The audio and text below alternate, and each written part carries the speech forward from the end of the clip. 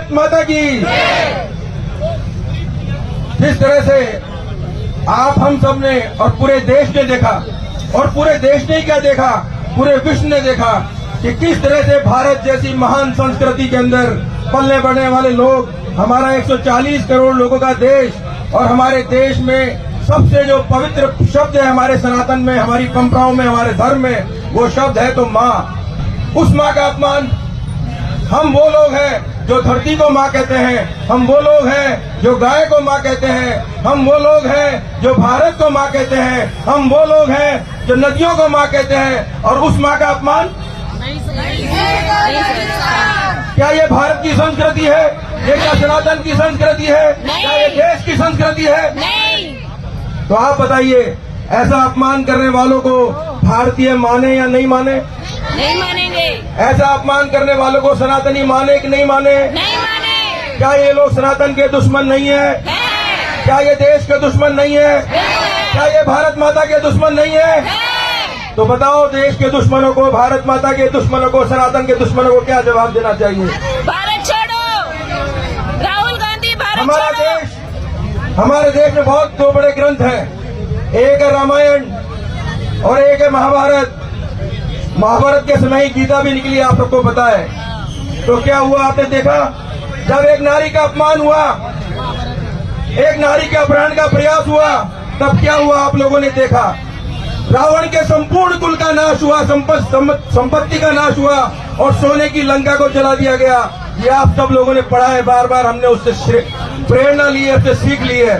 और जब हमारे देश के अंदर एक नारी को सभा में घसीटा गया तो महाभारत हुई। महाभारत, जिसका वर्णन आता है कि इतिहास में आज से पहले ऐसा कोई युद्ध नहीं हुआ, ऐसा महाभारत हुआ हमारे देश में। और आज फिर एक बार फिर देश के प्रधानमंत्री की मां का अपमान है। वो देश के प्रधानमंत्री की मां नहीं है, वो देश के हर भारतीय की मां है, वो देश की समस्त माओं का अपमान है, हर स्त्री का अपमान है जो अपने बच्चे को अपने गर्भ में रखती है, 9 महीने तक पालती है, उसे पढ़ाती है, लिखाती है, संस्कार देती है, उस माँ का अपमान है। और अगर उस माँ का अपमान है तो जयपुर के लोग तो चुप नहीं रहेंगे, जयपुर की नारी शक्ति चुप नहीं रहेगी, जयपुर के कार्यकर्ता चुप नहीं रहेंगे, और अब कोई भी वो आदमी चुप नहीं रहेगा जो सनातन को मानता है, जो भारत को मानता है और जो देश को मानता है।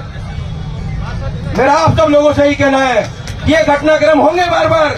अगर आप लोग प्रतिकार नहीं करोगे, आप लोग जवाब नहीं दोगे, मुझे तो पूरा विश्वास है कि जो भी व्यक्ति, जो बच्चा अपनी माँ से प्रेम करता है, भारतीयता से प्रेम करता है, सनातन से प्रेम करता है, देश से प्रेम करता है, वो बच्चा जवाब देगा। लेकिन अब वो समय नहीं है, महाभारत का समय नहीं है कि यहाँ से ब्रह्मास्त्र चला दिया, वहां से पशुपति अस्त्र आएगा। ये वो समय नहीं है रामायण का।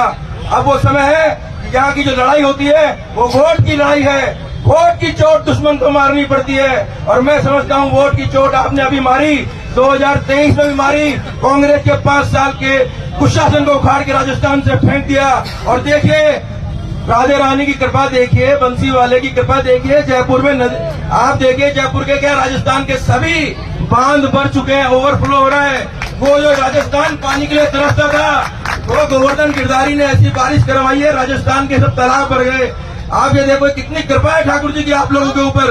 कारण क्या है? क्योंकि आप सनातन में भरोसा करने वाले लोग हो, आप धर्म को मानने वाले हो, आप लोग उन परंपराओं का निर्माण करते हो जो हमारे वेदों ने हमको दी है, हमारे शास्त्रों ने हमको दी है, हमारे धर्म ने आपको दी है।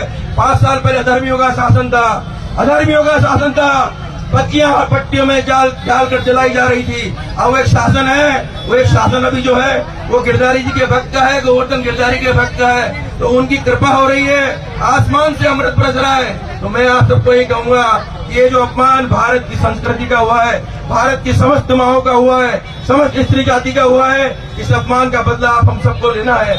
हमें गली गली, गांव गांव, अपने मोहल्ले में जहां तक ये बात अगर नहीं पहुंची तो पहुंचानी है, और उनसे पूछना है कि क्या आप अपनी माँ का अपमान सहोगे?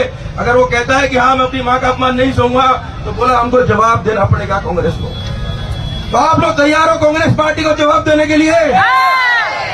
तो मित्रों, अभी देखिए हमारे बीच में हमारे वित्त आयोग के अध्यक्ष, कैबिनेट मंत्री रुणजी भाई साहब भी पधारे हैं।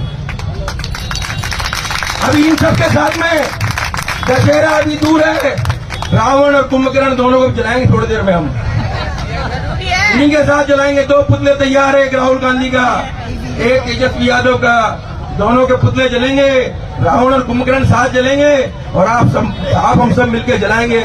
मेरा भाई साहब से आग्रह एक और है भाई साहब, इस बार ये रावण ध्यान करने की जिम्मेवारी नारी शक्ति को दे देते हैं अपन। ये जलाएंगी, अच्छा जलाएंगी, इन्हीं के हाथ से बत्ती लगवा देते हैं।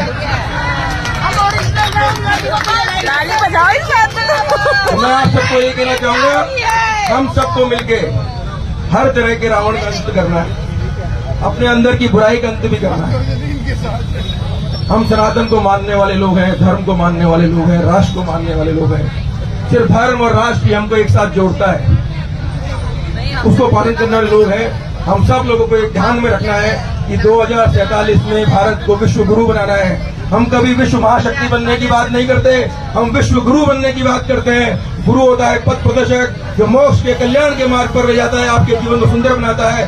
जहाँ विश्व महाशक्ति की बात होती है वहाँ अहंकार की बात होती है। हम अहंकार की बात नहीं करते, हम कहते हैं सर्वधर्म समभाव। सर्वधर्म संभाव बोलते हैं, हम संपूर्ण विश्व को अपना परिवार मानने वाले लोग हैं। तो मेरा आप सबसे लोगों से निवेदन है कि हम सब लोगों को कमर कस लेनी है, मुट्ठी कस लेनी है और भारत माता के अपमान का जवाब देना है। इसी के साथ मैं अपनी वाणी को विराम दूंगा। मैं चाहता हूं एक बार मुट्ठी बंद करके भारत माता की जय हम लगाएंगे, जोरदार तरीके से लगनी चाहिए। एक भी आदमी की मुट्ठी मुझे नीचे उठी नहीं है। भारत माता की